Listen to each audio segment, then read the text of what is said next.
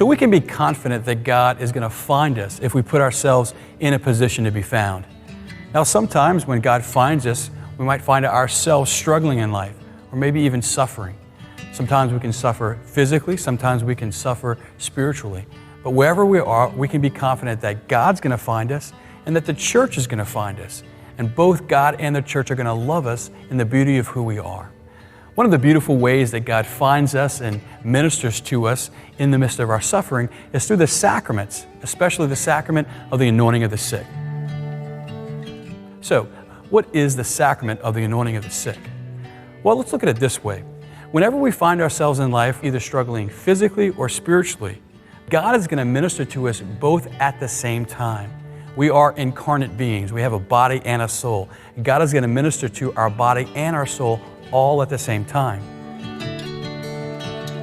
And when we suffer, we all have different responses to suffering. Some of us, whenever we struggle in life, whenever we find ourselves suffering, we close in on ourselves, try to figure it out on our own. Perhaps there's a hopelessness. Maybe there's some despair. Maybe there's some anger. Sometimes, as we've discussed, whenever we suffer, it opens up questions. It draws us out of ourselves and it propels us into God. The sacrament of the anointing of the sick is a gift from the church to help us, especially when we're going through physical suffering, so that we don't turn it in on ourselves and we don't find ourselves alone. The beauty of the sacrament of the anointing of the sick is that the church meets us through the ministry of the priest. So very simply, one of the ways that the sacrament of the sick works is in two primary actions. First, the priest meets the person who is sick and suffering and prays over them in silence, asking for God's presence in their life. And then following that, using the oil that's blessed by the bishop, he anoints the person using the words of the scriptures themselves so that the person can receive the healing grace of God. Now, the beauty of the sacrament is such that the person can also go to confession. The person can receive the sacrament of reconciliation in the midst of the rite itself. And oftentimes, the person also receives the gift of the Eucharist so that the sacrament of the Eucharist can aid them and assist them in their healing. Second question, who can receive the sacrament of the anointing of the sick? Well, the Catechism reminds us that anybody who is facing either old age or serious illness can receive the sacrament. Let me give you a couple examples. I remember just a few years ago, one of my family members was facing cancer. It's a pretty serious illness. And as they were facing not only the physical repercussions of that cancer, they were also facing their own emotions. As they received the sacrament with that serious illness, it gave them great hope. I'll give you a second example. I had a friend of mine who received open heart surgery. And as he was going into a very serious surgery, he too received the sacrament of anointing of the sick because of the seriousness of the surgery.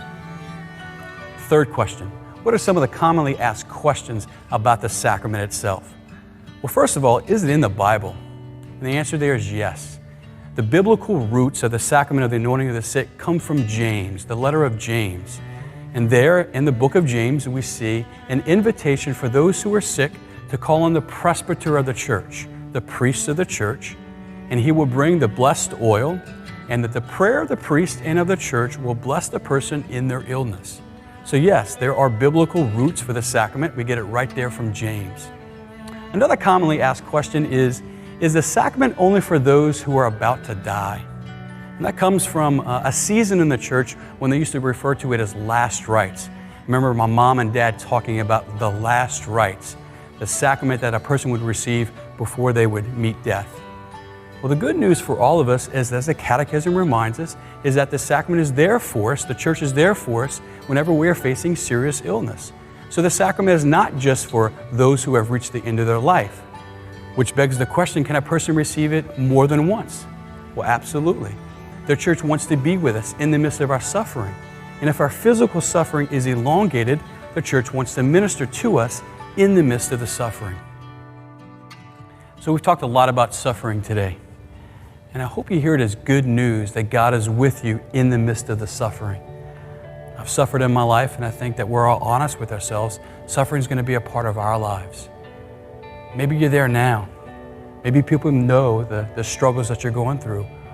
Or maybe you're holding it close to your heart. Maybe you're suffering and nobody knows about it. If that's the case, a lot of times we can feel alone, as if Nobody's there with us, especially God. But God is with you. He's suffering with you right here in your life, in your heart. Let's put ourselves in a position to be found by a God who loves you, by a God who wants to bring us peace, by a God who is with you in the midst of suffering.